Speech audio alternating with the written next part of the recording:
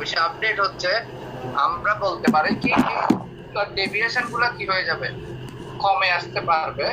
কমে আসলেও এটা ভেরি ক্লোজেস্ট টু 70 হবে, বা লাইফের এক্সপেক্টেন্সি যখন 80 হইতে তখন এখানে 80 তে যাবে, ক্লোজেস্ট টু 80 হবে। কিন্তু এইটা বলা অসম্ভব নেচারে যে প্রত্যেকটা মানুষ 80 বছর করে জীবন করবে, এটা বলাটা কি না সম্ভব না। আর সবচেয়ে বড় বিষয় যেটা হচ্ছে লিমিটিং ভ্যালু বা এগুলো কোয়েশ্চেনটা খুবই ইম্পর্টেন্ট এবং খুবই চমৎকার। কিন্তু বিষয় যেটা হচ্ছে আমি আসলে এই কোয়েশ্চেনটা ম্যাথমেটিক্স এর স্টাইলে তোমাদেরকে দিতে গেলে তোমরা এটা কতটুকু কোয়েশ্চেনের অ্যান্সারটা বুঝবা আমি শিওর না। আমি যখন কোনো কিছুই ইভালুয়েট করি, ধরো আমি যখন তোমাকে আমার ঘড়িতে ঠিক 3:19:32 এখন তোমাকে আমি যে কথাটা বললাম এটা তোমার কানে যাইতে যাইতে আমি কিন্তু 3:19:32 থেকে আমার টাইমটা কি হয়ে গেছে, আরো বেড়ে গেছে না? জি স্যার। তোমরা কেউ কথা শুনতে পাচ্ছ?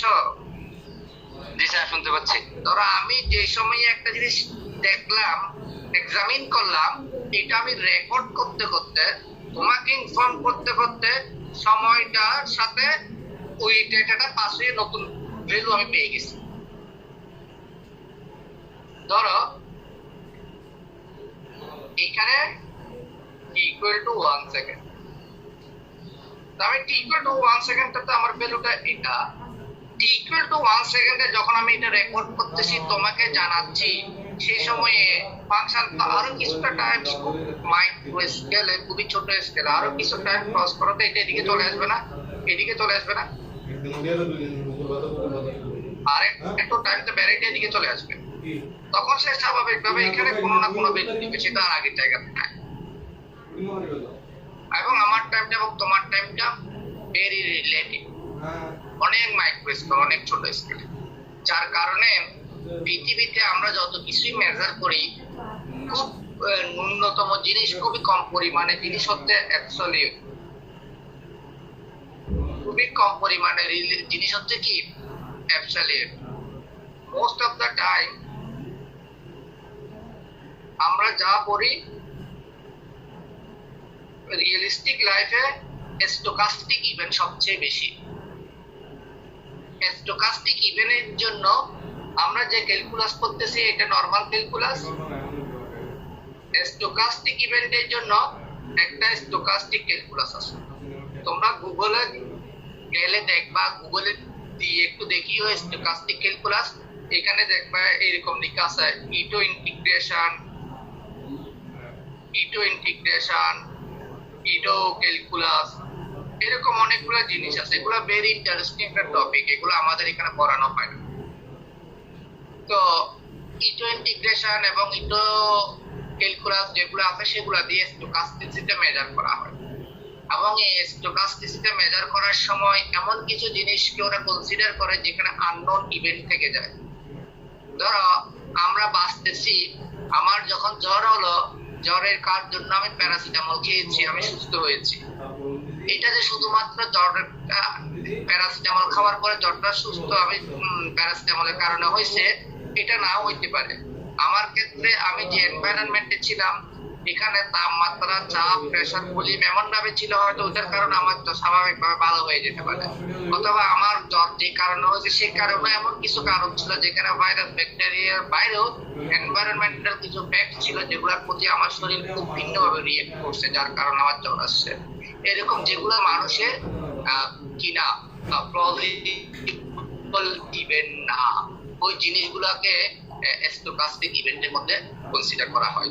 যার কারণে তার মানে যদি কোনো কিছু পারফেক্ট না হয়, এক্সাক্ট না হয়, সেটাকে মেজার করার জন্য তোমাকে সবসময় লিমিটিং, মানে খুব ক্লোজ কি কি কারণ হওয়ার সম্ভাবনাটা বেশি, ওইটা চিন্তা করা হয়। এই দিক থেকে সায়েন্সে most of the things limiting আইডিয়াটা খুব ইউজফুল।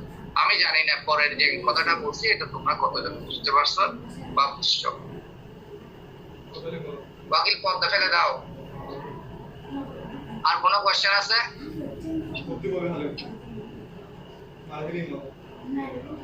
হ্যালো হ্যালো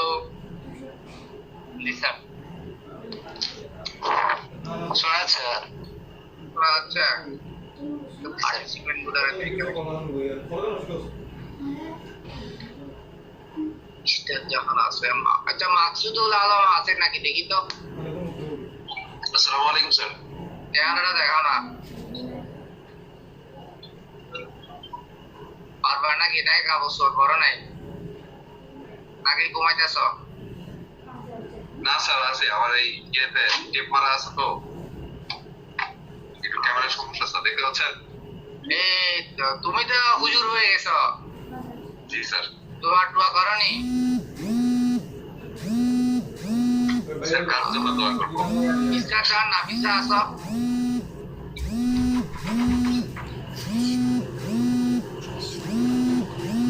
কখন হচ্ছে মনে হয় আরিফা তারিন জি স্যার আছি দেখি দেখি তোমার চেহারা দেখাও তো ইমরান এটা চালাই দিয়া মোশাব আছে পারভেজ পারভেজ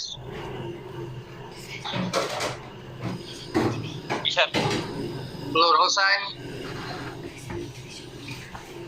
স্যার আসসালামু আলাইকুম পারভেজ সাহেব আছে দেখি দুজনকে পাওয়া গেছে বাকি সবগুলো ঘুমাইতেছে রাশিদুল করিম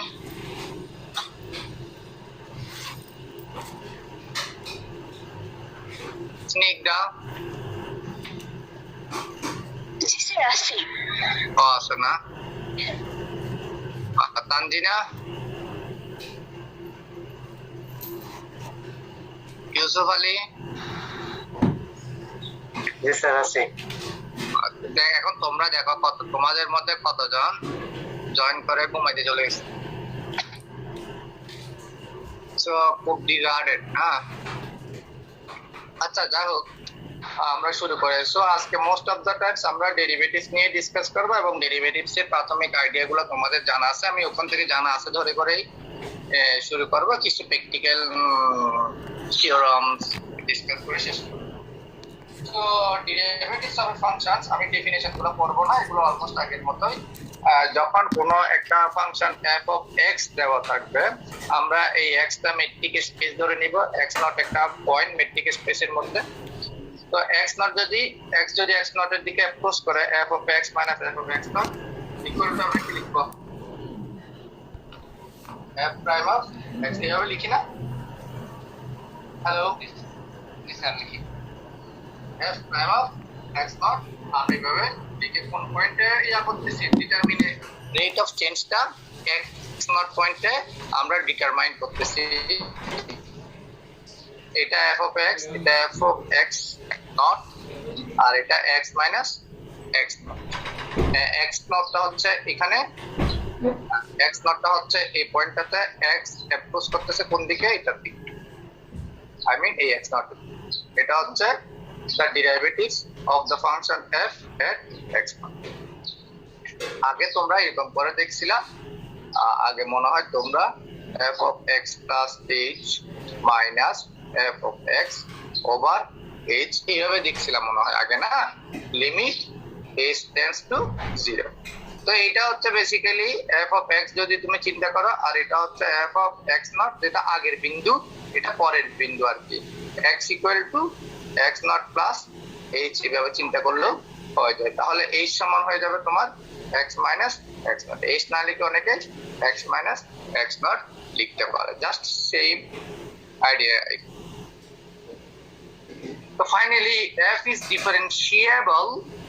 differentiable on x তার ডোমেইনের মধ্যে if f is differentiable at every point on x কোন একটা ইন্টারভ্যালের মধ্যে ধরো এই একটা ইন্টারভ্যাল যদি a থেকে b দেওয়া থাকে a b এর মধ্যে একটা ফাংশনকে ডিফারেন্সিয়েবল আমরা তখনই বলবো যদি এইখানকার ইন্টারভ্যালের প্রত্যেকটা পয়েন্টে f এর ডেরিভেটিভস এক্সিস্ট করে f এর ডেরিভেটিভস এক্সিস্ট করার জন্য left hand derivatives right hand derivatives দুটাই সেম হতে হয় এবং এক্সিস্ট করতে হয় ফাইনাইট ভ্যালু তোমাকে দিতে হয় তখনই আমরা বলি কি ফাংশনের ডেরিভেটিভস এক্সিস্ট করে তো লেফট হ্যান্ড ডেরিভেটিভস এবং রাইট হ্যান্ড ডেরিভেটিভস এর ক্ষেত্রে সেটা কিভাবে ইভালুয়েট করে আমি মনে করি তোমরা সবাই জানো। লেফট হ্যান্ডের ক্ষেত্রে কিন্তু এটা জিরো মনে করলে এটা জিরো মাইনাস দিয়ে চিন্তা করতে হবে, আবার রাইট হ্যান্ডের দিকে চিন্তা করতে গেলে এটাকে জিরো প্লাস দিয়ে চিন্তা করতে হবে, সামথিং এরকম। যদি এটাকে তুমি এই ডেফিনেশনে x approaches to x not এখানে প্লাস দিতে হবে, আর লেফটে গেলে মাইনাস দিতে হবে। দুটো left hand derivatives and right hand derivatives both supposed to be equal, and finally then you can say the derivatives exist at that point. So এটা হচ্ছে একটা পয়েন্টে ডেরিভেটিভস এক্সিস্ট করার কথা। এবং কোন একটা ইন্টারভ্যালের মধ্যে কোন একটা মেট্রিক স্পেসের মধ্যে ফাংশনটাকে যদি ডিফারেন্সিয়েবল বলতে হয়, ওই ইন্টারভ্যাল অথবা ওই কি বলে ডোমেইনের মধ্যে metric space এর মধ্যে at every point your function must be differentiable. Then you can say this function is differentiable over the entire region or over the entire domain or in the interval. যেমন এখানে কিছু example, very simple example দিয়ে দেয়া আছে। f of x equal to c, এটা একটা constant function না, এটা ডেরিভেটিভস করলে জিরো হবে, সেটা কিভাবে জিরো হচ্ছে এগুলো সিম্পল ক্যালকুলেশন তোমরা এখানে দেখতে পারবা। সো এটা f of x equal to কি আসছে, জিরো আসছে। এখন এটা যে যাই আসুক না কেন, যে ইন্টারভ্যালে তুমি চিন্তা করো f of x equal to c, f prime of x equal to 0, তো f prime of x is independent of x, এখানে কোনো কি নাই, x নাই, যার কারণে তুমি রিয়েল লাইন অথবা ডোমেইন যাই নাও না কেন জিরো তো সবসময় এক্সিস্ট করে। So over the entire region whatever you can take, this function is differentiable, right? So এটা যদি চিন্তা করো f of x equal to x, এটার ডেরিভেটিভস আসছে তোমার কত, 1। তুমি যে ইন্টারভ্যালে চিন্তা করো না কেন, ধরো তুমি এখান থেকে এখানে সাপোজ এখানে ধরো তুমি আমি -5 থেকে 5 দিলাম, -5 থেকে 5 এর মধ্যে প্রত্যেকটা বিন্দুতে তুমি যাই বসায় না কেন তোমার rate of change f prime কত আসবে, 1, বিকজ এখানে কোনো x নেই, তুমি পাচ্ছই কি 1। আচ্ছা, আমার যদি মনে করো f of x equal to 1 over x, হ্যাঁ, তো f prime of x equal to এটা কি হবে তোমরা তো অবশ্যই জানো, -1 over x স্কয়ার, তাই না? হ্যাঁ স্যার, বড় করে বলবা। তো এটা হচ্ছে, এটা আমাকে ছোট করে কিছু জিজ্ঞেস করতে হবে। -5 to 5 এটা একটা interval f of x equal to 1 over x, তাহলে এই f of x টা এই ইন্টারভ্যালের মধ্যে ডিফারেন্সিয়েবল কিনা?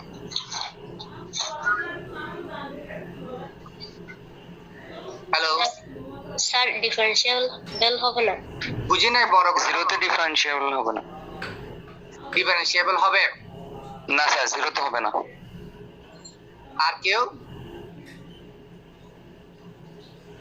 জিরোতে যদি না হয় এই ইন্টারভ্যালের মধ্যে ডিফারেন্সিয়েবল বলা যাবে না স্যার, এই ইন্টারভ্যাল, এই পুরো ইন্টারভ্যালের মধ্যে যদি ডিফারেন্সিয়েবল বলতে হয় প্রত্যেকটা পয়েন্টে কি হইতে হবে, ডিফারেন্সিয়েবল হতে হবে, ডিফারেন্সিয়েবল হতে হবে। তাহলে এটাতে কি বলা যাবে না, এটা নট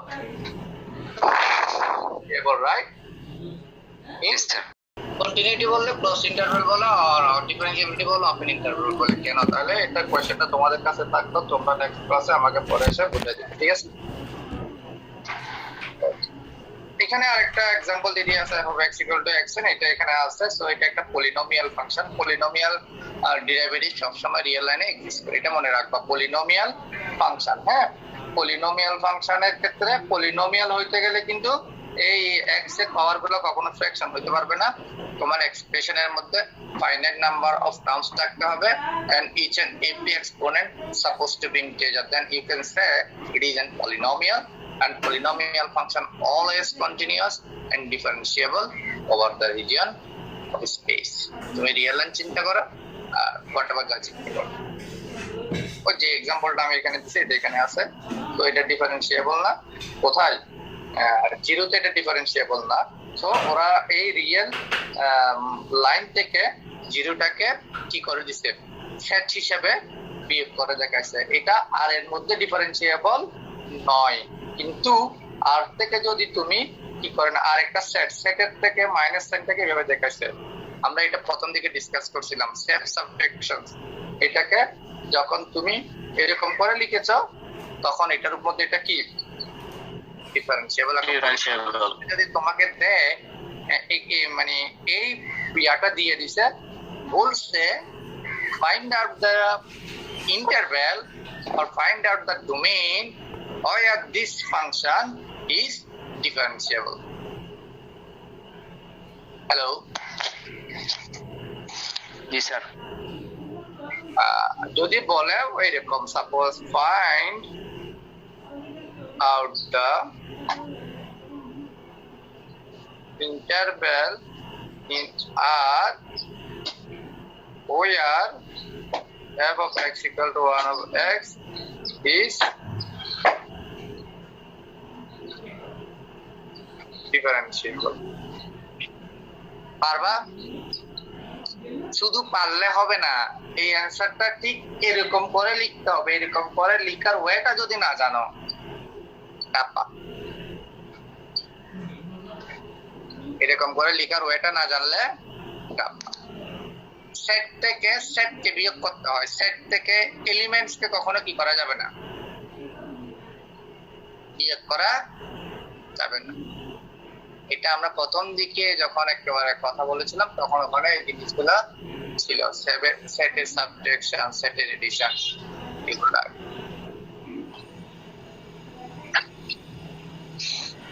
সো এখানে আরো একটা एग्जांपल দিয়ে দেওয়া আছে, define f of x equal to এটা এবং এটা যখন x এর মান শূন্য হবে না তখন হবে এটা, যখন x এর মান শূন্য তখন হয়ে গেছে এটা। এই ফাংশনটা ডিফারেন্সিয়েবল কিনা এটা তোমাকে চেক করতে হবে। কোথায়? জিরোতে ফাংশনটা ডিফারেন্সিয়েবল কিনা। তাহলে তুমি এখন f prime of x বের করে নিছো, এটা লেফট কি ফান্ডামেন্টাল রুলস ইউজ করার দরকার নাই, direct f prime of x use করছো। এখন f is not differentiable at 0 because তুমি যদি এটাকে জিরোটা এখানে বসাও তোমার আসতেছে কোনটা? এটা না, sin 1 over 1 is right, 1 over h আসতেছে না।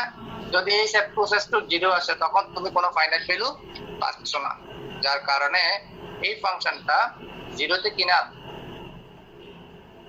হ্যালো, ডিফারেন্সিয়েবল না, জিরোতে জিরো, কিন্তু ওই যে লেফট হ্যান্ড লিমিট এবং রাইট হ্যান্ড লিমিটের ক্ষেত্রে কি হবে না?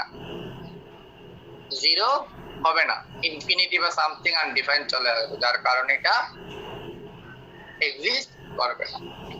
আরেকটা ফাংশন সিমিলারলি এখানে x স্কয়ার দিয়ে দেয়া আছে, এই গ্রাফটা এখানে দেখবা। এটা আসলে এটা খুব ইন্টারেস্টিং একটা গ্রাফ। আমার এখানে এরকম করা, এখানে এটা হচ্ছে y equal to x square এর প্যারাবোলা, উপরে এবং নিচে থাকে, এর মধ্যে এরকম করে করে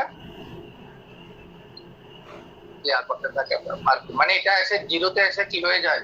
ক্রস হয়ে যায়, জিরোতে এসে ক্রস হয়ে যায়। সো এটার ক্ষেত্রে ঠিক সিমিলারলি, কিন্তু জিরো আসে। In this example f prime of x does not exist, so f is differentiable on R. Its derivative f prime is not continuous at 0. এখানে দেখো লিখছে f is differentiable at 0 with f prime 0 equal to 0, মানে f prime 0 যখন ধরছে সে আসছে কত? 0 0 itself a finite value, right? So এটা কি ডিফারেন্সিয়েবল কোথায়? জিরোতে, ডিফারেন্সিয়েবল এট 0 সিন্স ওটা লিমিটটা বের করে দেখাইছে আর কি, f prime of x equal to কত আসছে? সাপোজ এটা x থাকবে, h times sin 1 over h equal to 0. এটা equal to 0 কেমন হয় এটা জানো?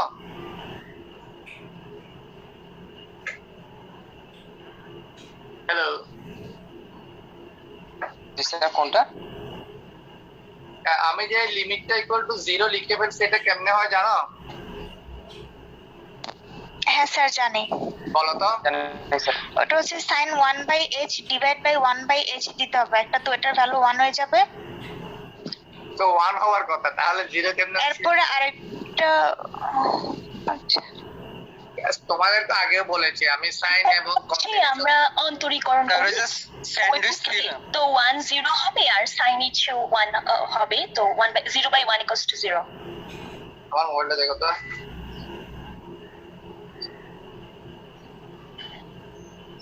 হ্যাঁ স্যার স্যান্ডউইচ এরকম ফাংশন যদি হয়, আমি এগুলা পড়াইছিলাম, তো সেক্ষেত্রে এটার লিমিট এবং এটার লিমিট যেটা হবে, এটার লিমিট অবশ্যই কি হয়ে যাবে, ওইদিকে যাবে, সেটাই হতে হবে। এটার লিমিটও সেম হয়ে যাবে।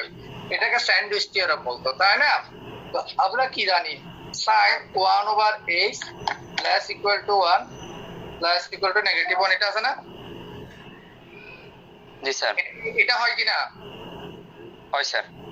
তো এখন তুমি কি করো, সবটাকে কি দিয়ে গুণ করো, h দিয়ে গুণ করে দাও, negative h, h sin 1/h plus equal to h, তাই না? তো তুমি যদি লিমিট এটা প্রসেস টু 0 হয়ে যায়, এটা প্রসেস টু 0 হয়ে যায়, তা এটাও 0 হবে, এটাও 0 হবে, তো অবভিয়াসলি মাঝখানটা কি হয়ে যাবে, 0 হবে। তো এগুলো বলে কেমনে হবে, মানে সব সময় সাইন এবং কসের লিমিট বের করার ক্ষেত্রে স্যান্ডউইচ থিওরাম খুবই ইফেক্টিভ। স্যান্ডউইচ থিওরাম কে ইউজ করতে পারলে ভালো আর সব সময়।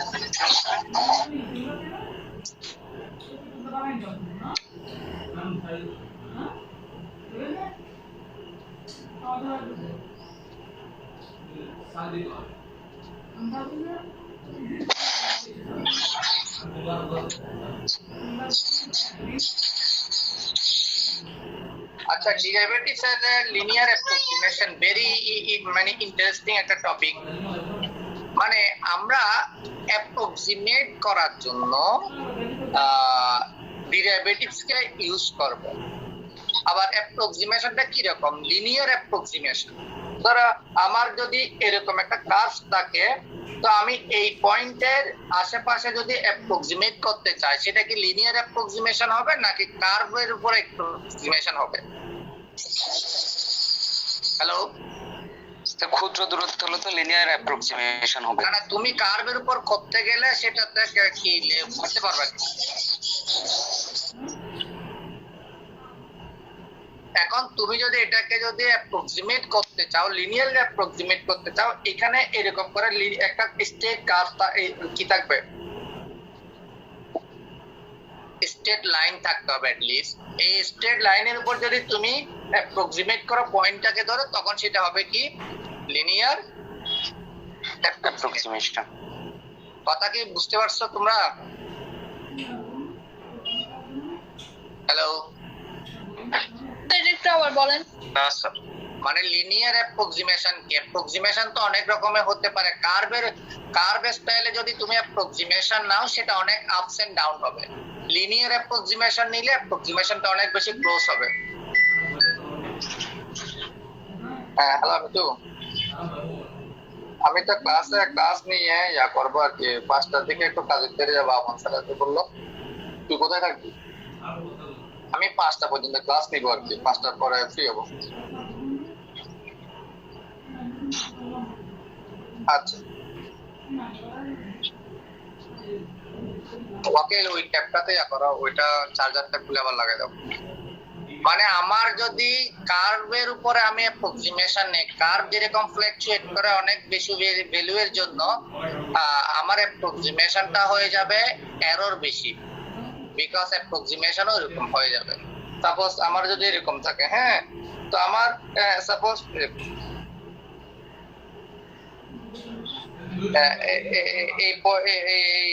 এই পয়েন্টটা অনেক বেশি, সাপোজ এই পয়েন্টটা এখানে অনেক কমে গেছে, দেখো।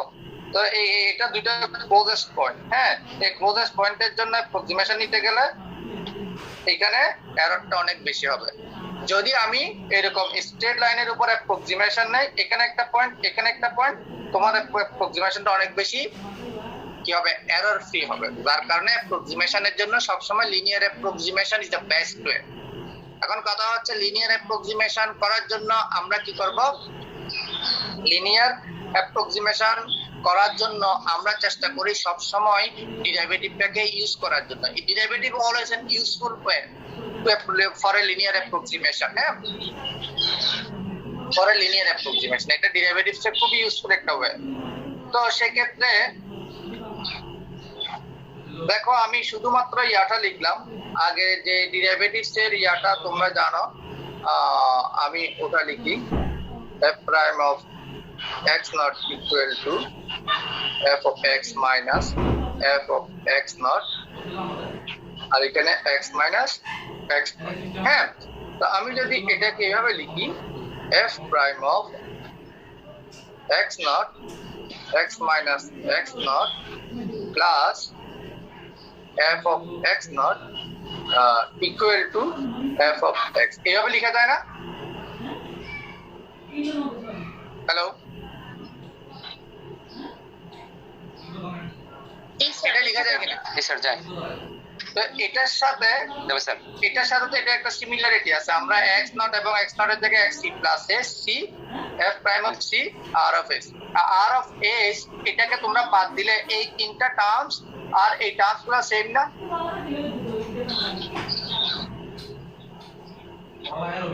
এটা আমরা c না বলে কি বললাম? x প্রাইম বললাম, আর এই জিনিসটাকে আমরা h বললাম। তাহলে f প্রাইম অফ c আর h, f of x not মানে f অফ c এটা আছে, আর এটা কি f অফ x, এই x টা হচ্ছে কি c প্লাস h, এটা তো লিখে দেব।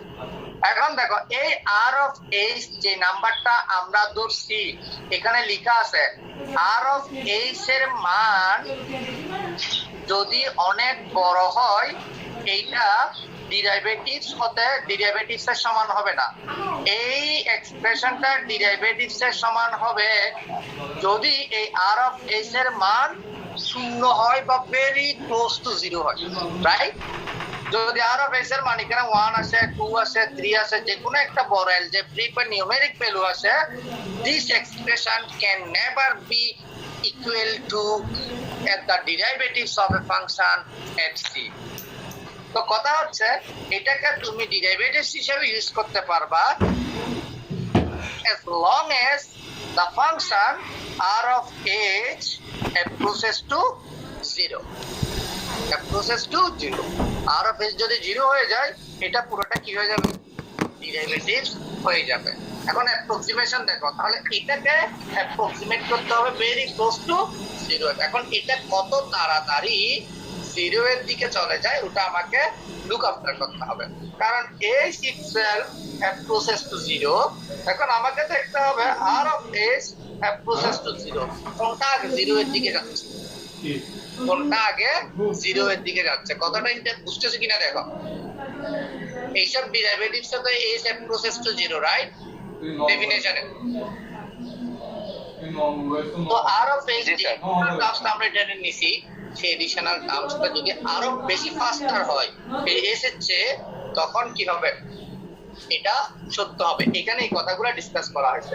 ধরো আমি যদি বলি h equal to 0.001, তারপরে h স্কয়ার equal to আরো ছোট হবে না বড় হবে? ছোট হবে। h স্কয়ারের মান আরো ছোট হবে। h কিউবের মান আমি লোয়ার অ্যারো মার্ক দিয়ে বোঝাতে যাচ্ছে মান কমতেছে আর কি। h কিউবের মান কি হবে? আরো ছোট হবে, তাই না? ওকে, আচ্ছা। তার মানে এই এটা তো h approaches to 0 আছে, তাহলে h স্কয়ার আরো বেশি মানে 0 এর দিকে আরো ফাস্টার হবে না? জি। হ্যালো, জি স্যার।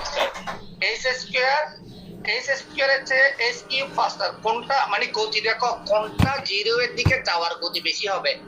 h এর না h স্কয়ারের না h কিউবের না h5 এর? h5 h to the power 5, মানে হাইয়ার অর্ডারের, h এর হাইয়ার অর্ডারের, right? Because from the basic definition of x of the derivatives, is supposed to be as small as you can imagine, right? আমরা s থেকে এত বেশি ছোট চিন্তা করি approaches to 0 মানে অনেক বেশি ছোট। তো সেক্ষেত্রে আমি যে এক্সপ্রেশনটা লিখছি সেটা ডেরিভেটিভস এর সাথে মার্জ করে যাবে যদি তোমার এইচ এর অর্ডারটা লিনিয়ারের চেয়ে কি হয়, বেশি হয়, এইচ স্কয়ার অথবা H cube, h four, h five, whatever তুমি চিন্তা করো। যদি আমাদের লিনিয়ার ফাংশনের চেয়ে যদি ওই এইচ এর অর্ডার কি হয়, হায়ার দেন লিনিয়ার হয়, এটা moves on a process to zero faster than h. ওকে, এখন আমি মেইন কথাটা মনে হয় বুঝে ফেলতে পারছি, আর সমস্যা হবে না। এখন আমি এখানে যে কথাগুলো বলছি এগুলো তোমরা পড়বা। কথা হচ্ছে এই এক্সপ্রেশনটা ডেরিভেটিভস শো করবে কখন, এটা যদি কি হয়ে যায়, শূন্য হয়ে যায়, সত্য কি না? জি স্যার। এটা শূন্য হওয়ার গতি ডেফিনিটলি এইচ তো এমনি শূন্য হচ্ছে ডেফিনেশনের মধ্যে, এটার শূন্য হওয়ার গতি এইচ শূন্য চেয়ে বেশি হবে যদি এটার অর্ডার হায়ার দেন লিনিয়ার হয়। I mean h square, h cube, h four, h five. এটা সত্য তো? হ্যালো স্যার এইচ তো নিচে একটাই আছে, ওয়ান অর্ডার আছে, তাহলে হায়ার অর্ডার কিভাবে আসবে? আমি তো হওয়ার কথা বলতেছি তোমাকে, আমি তো হয় বলি নাই। আমি বলতেছি এইচ এর order H square, h cube, h four, h five যদি হয়, ওইটা শূন্যের দিকে যাওয়ার গতি এইচ শূন্যের দিকে যাওয়ার গতির চেয়ে বেশি। আমি বলতে চাচ্ছি এটাই, আমি হয় কিন্তু বলি নাই। স্যার সেটা কি কখনো হবে? কখন হবে সেটা আমার প্রবলেম বলে দিবে। প্রবলেমে যদি আমার এইচ স্কয়ার চলে আসে, কোনো ক্যালকুলেশন করতে গিয়ে এইচ ফাইভ চলে আসে, এইচ সেভেন চলে আসে, তাহলে হবে, নাহলে হবে না। আমরা তো কেস ডিসকাস করতেছি। স্যার তাহলে আর বলতে কি হবে? ওকে, এখন কথা হচ্ছে তাহলে আমরা ডেরিভেটিভসকে কেন এখানে নিয়ে আসতেছি, ডেরিভেটিভসকে আমরা কেন এখানে নিয়ে আসতেছি? তো ডেরিভেটিভসকে নিয়ে আসার কথা হচ্ছে, ধরো আমার যদি এই পয়েন্টটা থাকে, এই পয়েন্টের ডেরিভেটিভস কি? এই পয়েন্টের ডেরিভেটিভস হচ্ছে এই পয়েন্ট দিয়ে যদি আমি কোনো ট্যানজেন্ট ড্র করি, ওই ট্যানজেন্টের স্লোপ, তাই না? হ্যালো, জি স্যার। এই পয়েন্টে কোনো যদি আমি ট্যানজেন্ট ড্র করি, tangent itself a straight line. এখন এই পয়েন্টে অ্যাপ্রক্সিমেট লিনিয়ার অ্যাপ্রক্সিমেশনের জন্য you must have a tangent, right? Tangent obviously তোমার ওইটা একটা লিনিয়ার স্ট্রেট লাইন হবে, তোমাকে একটা ট্যানজেন্ট থাকতে হবে। সেই ট্যানজেন্ট থাকার জন্য এই পয়েন্টে তোমার কি দরকার হবে? স্লোপ দরকার হবে, স্লোপ দরকার হবে। স্লোপ মিনস হচ্ছে তোমার ডেরিভেটিভ। এখন এই স্লোপটার স্ট্রেট লাইনের সমীকরণ তোমরা কি জানো? y minus y1 equal to m into x minus x1। আমি খুব সহজে তোমরা যেটা জানো ওটার কথাই বলতেছি। তো y1 এবং x1 হচ্ছে কি, যে কোনো বিন্দু, এই পয়েন্টের কোঅর্ডিনেট। এটা হচ্ছে x1 আর এটা হচ্ছে y1, আর এই y এবং x হচ্ছে তোমার স্লোপে স্ট্রেট লাইনের যে কোনো লোকেশন পয়েন্ট। তো তুমি যদি এটাকে এভাবে লিখো, y প্লাস y1 টাকে এদিকে নিয়ে আসো, তারপর তুমি লিখো m h, হ্যাঁ এটা তো h তোমার ডিসটেন্সটা, হ্যাঁ। তাহলে তোমার একটা লাইনের সমীকরণ হচ্ছে y equal to y1 plus mh, না? এরকম না? হ্যালো, জি স্যার। তো আমার এখানে এই এডিশনাল টার্মসটা বাদ দিলে এটা তোমার সাথে মিলে গেছে না? m মানে কি f প্রাইম, m মানে কি তোমার f প্রাইম। তো যার কারণে লিনিয়ার অ্যাপ্রক্সিমেশনের জন্য you must have a tangent at that point on the curve. যখন তোমার ট্যানজেন্টের কথা চলে আসবে তখন তোমার ডেরিভেটিভস এর কথা চলে আসবে, এবং সেই ডেরিভেটিভস এর মধ্যে যখন তুমি ইনক্রিমেন্ট অথবা ডিক্রিমেন্ট এস চিন্তা করবে, সেই এইচ এর অর্ডারটা খুবই একটা ইম্পর্টেন্ট। এখন তুমি যখন এই এক্সপ্রেশনকে সামহাউ এইচ দিয়ে উভয় পাশে ভাগটা করলা, আর এইচ ওভার এইচ আসবে। এখন দেখো কত ইম্পর্টেন্ট ইন্টারেস্টিং জিনিস দেখো, আমরা যদি বলি limit 1/h h approaches to 0, এটা কি হওয়ার কথা ছিল? ইনফিনিটি হওয়ার কথা ছিল না? জি স্যার। আবার এখানে উপরে কি আছে? r of h। তো আর অফ এইচ ওভার নিচে এইচ, এটাকে আমরা কি লিখছি? 0 লিখছি। Zero. এটাকে কি চিন্তা করছো এটা কেমনে 0 হইলো? এটা 0 হচ্ছে ওই কারণে এইচ শূন্য হওয়ার অনেক আগে আর অফ এইচ কি হয়ে যাবে? শূন্য হয়ে যাবে। এইচ শূন্য, ধরো তুমি নিচে এইচ পাবে, এইচ ইকুয়াল টু শূন্য হওয়ার অনেক আগে থাকতে তোমার কি উপরে শূন্য চলে আসছে। উপরে শূন্য অনেক আগে চলে আসছে কার? নিচের আগে। তার মানে উপরে শূন্য থাকলে নিচে যাই থাকুক না কেন সেটা কি হয়ে যাবে? শূন্য হয়ে যাবে। 0 হয়ে যাবে। মোর important and interesting fact, এখানে দেখো the remainder r of h approaches to 0 faster than h, মানে h এর চেয়ে বেশি গতিতে সে কি হয়ে যাবে? 0 এর দিকে চলে যাবে। So the linear term in h provide a leading order approximation to f of h where h is small. h is small. r of h টাকে ওরা বলতেছে order of h, মানে h এর পাওয়ার কত হয় ওটা আমার ইম্পর্টেন্ট, বাকিগুলো আমার ইম্পর্টেন্ট না। সো বাকি এখানে যে কথাগুলো বলছে এই কথাগুলো আমি ডিসকাস করে ফেলছি, তোমরা এখানে পড়বা। এই কথাগুলো থেকে এখানে কনক্লুশন আকারে কি লিখছি সেটা ইম্পর্টেন্ট। f যদি একটা ওপেন ইন্টারভ্যাল থেকে r এর মধ্যে ফাংশন হয়, f is differentiable at c ইন্টারভ্যালের মধ্যে যে কোনো বিন্দুতে ডিফারেন্সিয়েবল হবে বলতেছে if and only if there exists a constant a in r, আর এর থেকে কনস্ট্যান্ট আসবে। এটা কিন্তু এটার মধ্যে থাকবে সেটা না, আর হচ্ছে রিয়েল নাম্বার। এখানে দেখো বিলংস টু দিস সেট, আর এখানেও কি দিছে? এখানে আর সেট, এখানে হচ্ছে আর এর মধ্যে থেকে একটা নাম্বার এন্ড এ ফাংশন আর ও যেটা আর ও এক্স যেটা রিমাইন্ডার a মাইনাস সি এবং b মাইনাস সি এর মধ্যে থেকে সাজ দ্যাট এটা ফুলফিল করে এবং এটা হয়। ইন দ্যাট কেস যে নাম্বার এর কথাটা বলতেছে সেই এটা হবে কি? f prime of c। ধরো আমি এখানে লেখা আছে এটা a, এটা হচ্ছে b, একটা ফাংশন, এগুলো তো ডেফিনেটলি রিয়েল লাইনেরই। একটা ফাংশন ডিফারেন্সিয়েবল একটা c বিন্দুতে কি হবে? ডিফারেন্সিয়েবল হবে if only if there exists a constant a, constant a, কিন্তু constant a এটা কার সমান হবে জানো? f prime of এটা আবার কোথায় থাকতে হবে? এই এটা আর এর মধ্যে থাকতে হবে। ধরো 10 20 30 যাই হয় না কেন, তো এখানে তুমি ফাংশনটাকে যদি টেক ডেরিভেটিভস নাও এই পয়েন্টে, এখান থেকে এটা ছিল f of x, তুমি একটা f prime of x পাবা, এই f prime of c টা বের করবা, সেই c টা হবে তোমার f, সেই c টা হবে এবং এটা কার মধ্যে থাকবে? আর এর মধ্যে থাকবে, এবং ডেরিভেটিভসটা এক্সিস্ট করবে যদি f of c plus h minus f of c f equal to h plus r of h, এটা কি করে পরে এটাকে তুমি h টাকে নিচে নিয়ে আসতে এখানেও নিয়ে আসতে পারবা, এটাকেও ভাগ করতে পারবা, এটা তুমি পাবা স্বাভাবিকভাবে ডেরিভেটিভস এর ক্যালকুলেশনগুলো। তো এই থিওরামটা very much important for your higher studies. তোমরা যারা হায়ার স্টাডিজ করতে যাও তাদের জন্য এখানে প্রুফগুলো দেওয়া আছে। প্রুফটা হচ্ছে আমি যা এখানে তোমাদের সাথে ডিসকাস করে আসি এগুলো জাস্ট ওরা গুছাইয়া এখানে লিখছে আর কি, আমি এখানে প্রুফে আর যাব না। সিমিলারলি এখানে দুটো ছোট প্রবলেম দিছে, এগুলা দেখবা, এগুলা খুব ইম্পর্টেন্ট। এগুলা ওই যে আমি বললাম না a এর মান বের করা, এটা হচ্ছে কি f prime of c equal to a, এগুলা এখানে বের করে ওরা দেখাবে আর কি, আর অর্ডারটা এখানে বের করে দেখাবে। প্রপার্টিজ অফ ডেরিভেটিভস, তো ডেরিভেটিভস এর কিছু পার্টিকুলার প্রপার্টিজ আমরা ডিসকাস করব, অনেক ইম্পর্টেন্ট, এবং এটার পরে কিছু থিওরাম আমরা ইউজ করব।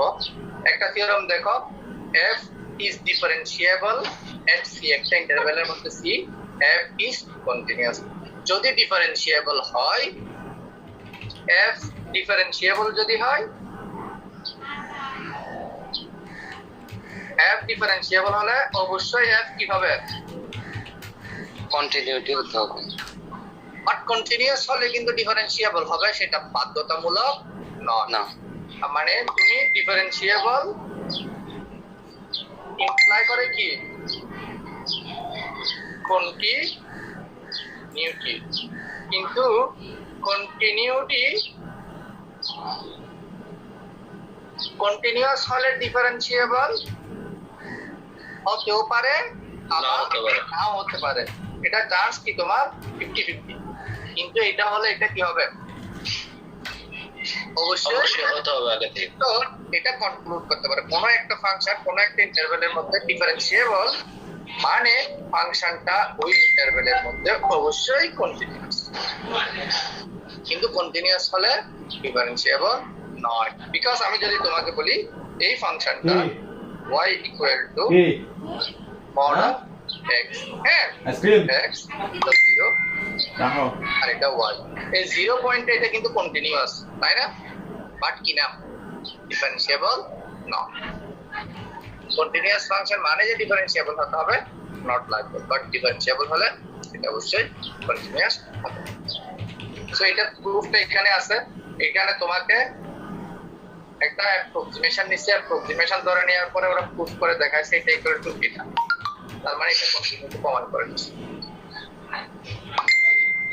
এগুলাতে আমি আর যাওয়ার দরকার নেই। তা কনভার্স ডাজ নট হোল মানে কন্টিনিউয়াস,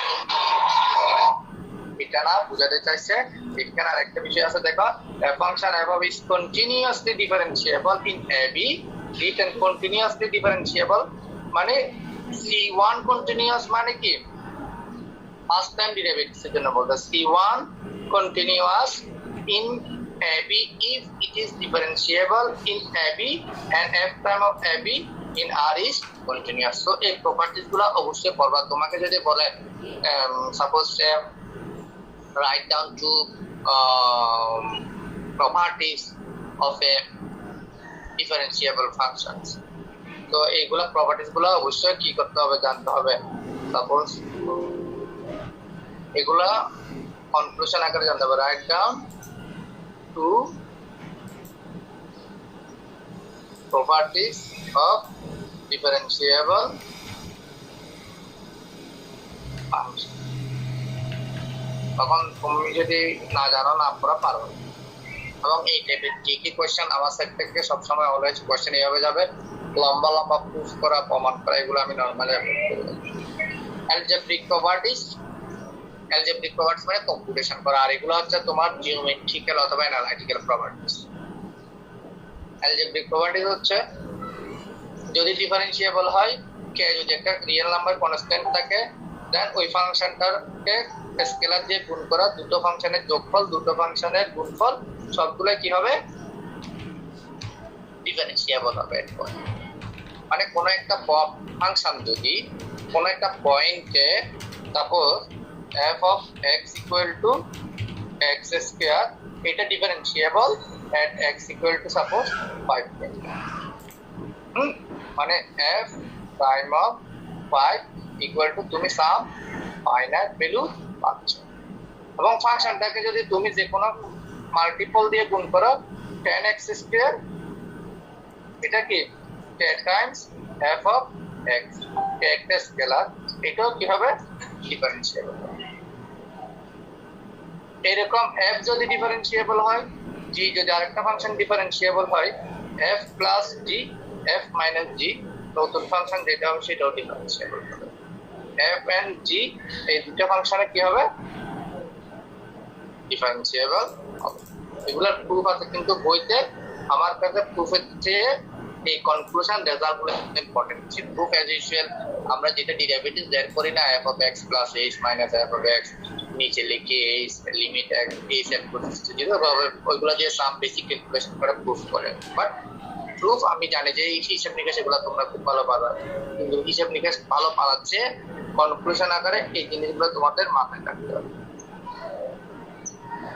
তারপরে proposition chain rule, very important, very important. আমি প্রমাণগুলো পড়াবো না, প্রমাণ এখানে করা আছে অলমোস্ট, এগুলো হচ্ছে হিসেব নিকেশ। সো আমি হিসেব নিকেশ এইগুলোতে যাবো না আজকে, আমি যাবো হচ্ছে কিছু মেইন থিওরাম আছে ওইগুলোর হিসেব নিকেশ আমি দেখাবো জিওমেট্রিক ইন্টারপ্রিটেশনের জন্য। এই জিনিসগুলো জাস্ট আমি ফ্যাক্টসটা ডিসকাস করে যাবো, বাট প্রমাণটাও তোমরা বাসায় পড়বা এখানে। কারণ এখানে হচ্ছে শুধুমাত্র কি করা আছে, ক্যালকুলেশন করা আছে কতগুলো। দেখো f যদি একটা ফাংশন হয় x and y, x একটা মেট্রিক স্পেস, এটা তোমরা তো মেট্রিক স্পেস জানো, y আর একটা মেট্রিক স্পেস, এখানে এখান থেকে f একটা ফাংশন, y টা রিয়েল নাম্বারের সাবসেট, f একটা ফাংশন, g আরেকটা ফাংশন y থেকে, আর এটা তো y না, g আবার এখান থেকে y এখানের মধ্যে, আবার এই y টা কিন্তু কার সাবসেট, আর এর সাবসেট, আবার এটা নিজেও আর এর মতো হতে পারে, যার কারণে এখানে প্রপার সাবসেটের স্ট্যাটাস দেখো। লেট এইটা একটা ফাংশন, এটা একটা ফাংশন, বি কন্টিনিউয়াস, এই f এবং g কি ফাংশন, কন্টিনিউয়াস ফাংশন। কন্টিনিউয়াস হলে কি ডিফারেন্সিয়েবল হবে, না হতেও পারে না হতে পারে? হ্যালো, হতেও পারে নাও হতে পারে। আমরা এখন ডেরিভেটিভ সম্পর্কে জানি না, আমাকে কোশ্চেনে দিয়ে দিছে অথবা থিওরামের রেজাল্টে পড়েছে ফাংশন দুটো কি কন্টিনিউয়াস। লে এখন ধরে নিচ্ছে x নট, এখান থেকে একটা পয়েন্ট x নট ধরে নিচ্ছে, এবং y নটটা কি হবে, f অফ x নট। এখান থেকে কোনো একটা পয়েন্ট যদি তোমার ধরে নেয়, আচ্ছা আমি এগুলোকে আরেকটু বড় করে দিই, হচ্ছে বড় করা,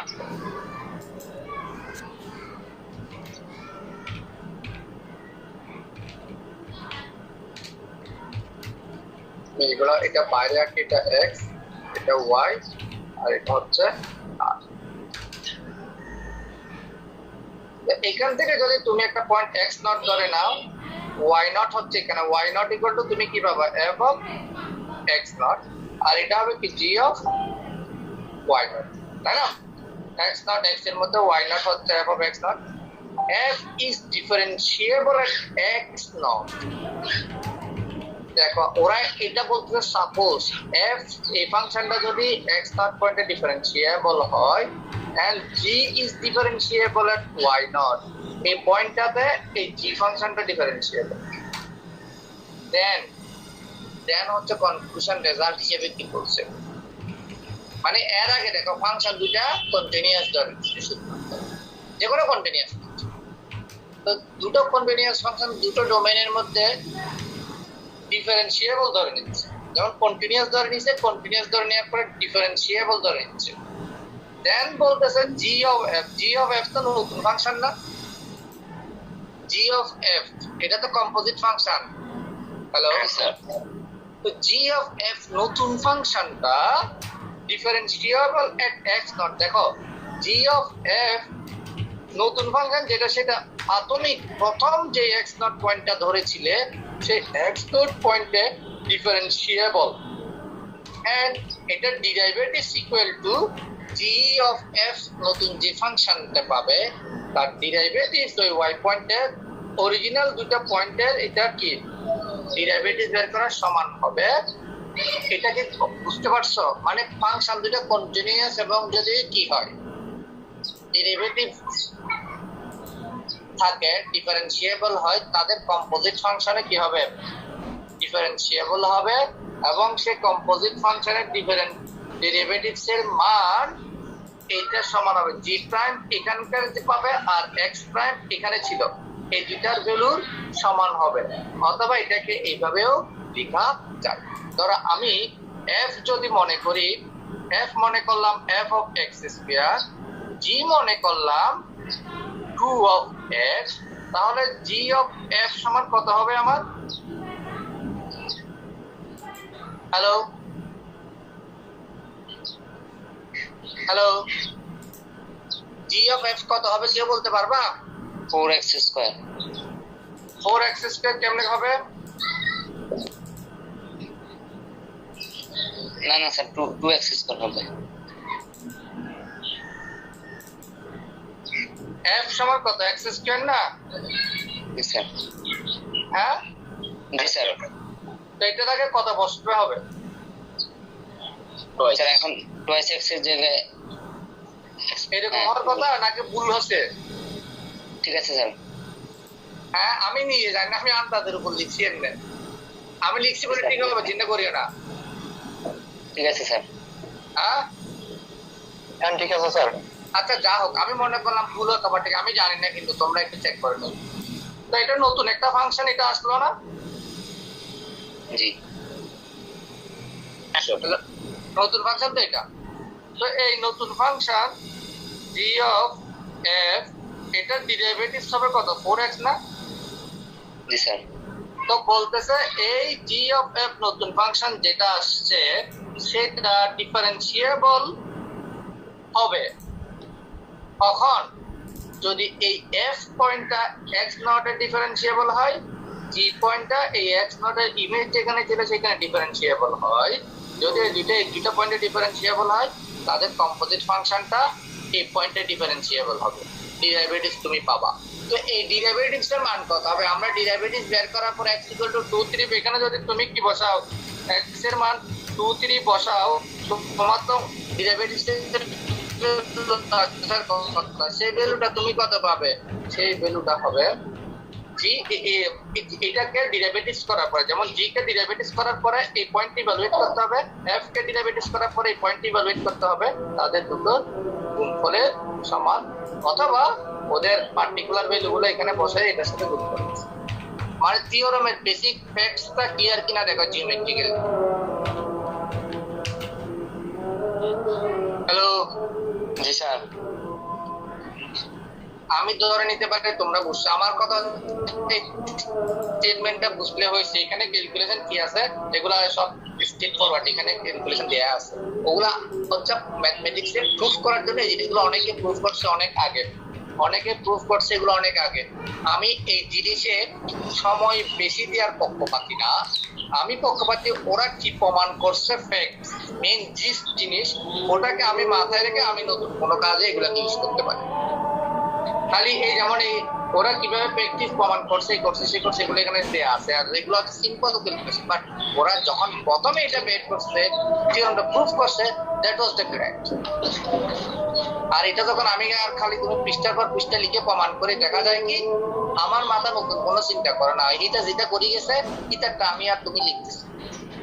তো এটা কিন্তু ম্যাথমেটিক্স হতে পারে না। ম্যাথমেটিক্স তো কিভাবে করছে এটা তুমি তোমাকে বুঝতে হবে এবং তুমি সেটাকে তোমার কাজে কিভাবে ইউজ করতে পারবে। দ্যাটস ওয়াই তোমার কাজে যদি তুমি ইউজ করতে চাও তোমাকে এই প্রপোজিশন বা এই থিওরেমের মেইন জিনিসগুলা তোমার মাথায় থাকতে হবে। আমার কথা হচ্ছে এই লম্বা লম্বা কথাগুলো লিটারেচার গুলো তোমার মাথায় থাকবে না, মাথায় থাকার দরকার নাই, আবর্জনা মাথায় নিয়ে মাথা নষ্ট করার দরকার নাই। তোমার মাথায় থাকবে যেটা সলিড নলেজ, ওটা। সাগরের মাঝখানে যখন একটা খুঁটি পুঁতে দেওয়া হয় এখানে কিন্তু সবকিছু আটকায় না, একটা জিনিস আটকায়, যে জিনিসটা আটকায় ওই ছোট ছোট জিনিসটা ওখানে একটা চর তৈরি হয়, that is like a knowledge. তোমার চারপাশে অনেক কিছু ঘটনা ঘটে যাবে, তুমি সবকিছু মাথার ভিতর নিয়ে ডাম্প করার কোনো দরকার। এখন আমার কথা আমি যে থিওরেমটা করছি সেই থিওরেমটা হচ্ছে এরকম, এফ থেকে দুটো তিনটা metric space F Y Z, X থেকে ওয়াই এর মধ্যে একটা ফাংশন এফ, ওয়াই থেকে জেড এর মধ্যে একটা ফাংশন জি। যদি দুটো ফাংশন কি হয় কন্টিনিউয়াস এবং ডিফারেন্সিয়েবল হয়, প্রথম ফাংশনের যেটা ইমেজ ছিল সেই ফাংশনের ওই পয়েন্টটাতে যদি সেকেন্ড ফাংশন ডিফারেন্সিয়েবল হয় তাদের কম্পোজিট ফাংশনটা ডিফারেন্সিয়েবল হবে প্রথম মেট্রিক স্পেস যেটা ছিল তার ওই পয়েন্টে, এবং ওই জায়গাতে তার ডেরিভেটিভস এর মান হবে ফার্স্ট ফাংশনের ডেরিভেটিভস এর মান গুণ সেকেন্ড ফাংশনের ডেরিভেটিভস এর মান ওই ওয়াই নটের জায়গাতে। এইভাবে মাথায় রাখবেন জিওমেট্রিক্যালি লিটারেচার এগুলা অ্যাপ্রোপ্রিয়েটলি বই লিখার সময় লিখতে হবে, আদারওয়াইজ মুখস্থ রাখার কোনো কিনে দরকার নাই। ওকে, সো এখানে স্যার এগুলো কি এক্সামে আসবে না? বলো স্যার এক্সামের জন্য কি ফুলগুলো আমাদের শিখতে হবে না? শিখতে হবে, এক্সামের জন্য শিখতে হবে। আমি যেভাবে বলতেছি এইভাবে যদি তুমি মাথায় রাখতে পারো এক্সামের জন্য তোমার জন্য সহজ, আর তুমি যদি শুধু এমনি ক্যালকুলেশন গুলো লিখে যাও তখন কঠিন হয়ে যাবে। আর এখানে ক্যালকুলেশন গুলো হচ্ছে সব ওই এক পাশে ডান পাশ থেকে বাম পাশে নিচে, বাম পাশ থেকে ডান পাশে নিচে, একটার ভিতরে একটা ঢুকেছে, এগুলো এখানে নতুন বলে কি নাই ক্যালকুলেশন।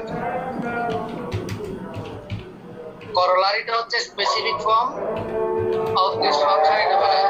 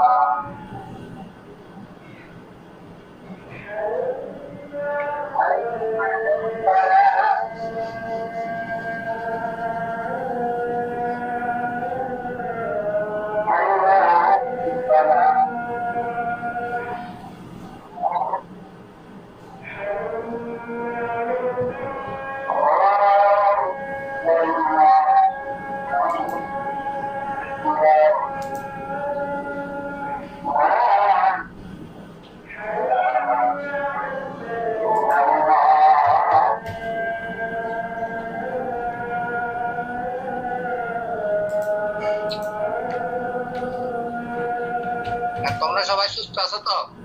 হ্যালো হ্যালো, জি স্যার। সুস্থ আছো তো? মাথার ঠিক আছে এখনো পর্যন্ত? সবাই সুস্থ তো?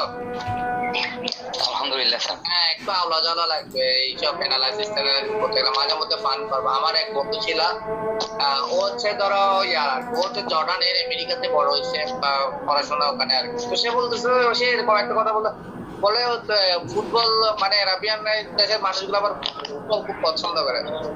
বলে কি ফুটবলকে মানে ইংলিশে বলতেছিল এরকম, বলে ফুটবলকে যেরকম লাঠি মেরে মেরে খেলা হয় না, অ্যানালাইসিসকে যদি এরকম লাঠি মেরে মেরে পড়ানো হয়, অ্যানালাইসিস করা হয় না। সেটা তুমি রিয়েল বলো, ফাংশনাল বলো, যাই বলো, অনেকগুলোতে অ্যানালাইসিস আছে পড়বা। হয়তো ফোর্থ ইয়ারে গেলে ফাংশনাল অ্যানালাইসিস করবা, এবং খুব সম্ভবত তোমরা ফোর্থ ইয়ারে যাবো। আচ্ছা, তোমরা তো ফোর্থ ইয়ারে যাবে আরো অনেক পরে, তাই না?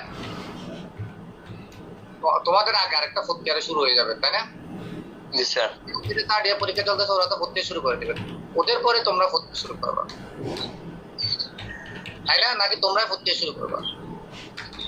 না স্যার, আগে ওনারা শুরু করবে। এক্সাম হয়ে যায় আমরা কি করব? তোমাদের আগে একটা ফোর্থ ইয়ার আছে, হোপফুলি ওই ফোর্থ ইয়ারে গেলে আমার সাথে একটা ফাংশনাল অ্যানালাইসিস আছে ওদের সাথে।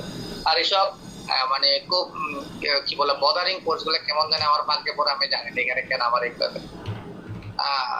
তো এখন বলে কি ওই যে ফুটবলকে যেরকম লাঠি মেরে মেরে খেলা হয় না, তো অ্যানালাইসিস গুলো এরকম লাঠি মেরে মেরে শিখতে হবে। যদি তুমি লাঠি মেরে মেরে অ্যানালাইসিস করতে না পারো, শিখতে না পারো, কিছু হবে না। মানে ম্যাথমেটিক্স শিখা হবে না, একটা হয়তো পরীক্ষা পাস হবে, এটা হবে। সেই কারণে আমাকে মাঝে মধ্যে একটু চেক করে নিচ্ছি তোমরা আসলে ঠিক আছো।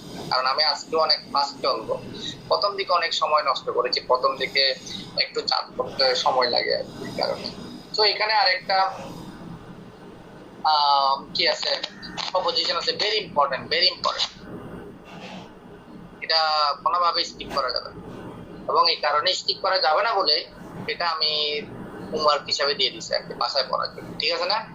মাঝে মধ্যে তো সব রেডিমেড করে দিলে হয় না, একটু রেডি করে পড়তে হয়। তোমরা এটা একটু রেডি করে পড়তে, ঠিক আছে? বইতে অ্যাভেলেবেল, সব বইতে পাবে, বাট পড়তে হবে কিভাবে? শুধু নট ক্যালকুলেশন। তুমি এখানে ক্যালকুলেশন করে প্রমাণ করাটা আমি পছন্দ করি না। ক্যালকুলেশন এটা বইতে লেখা আছে, ক্লাস 10 এর একটা ছেলে, ইন্টারমিডিয়েট একটা ছেলেকে করতে দিলে সে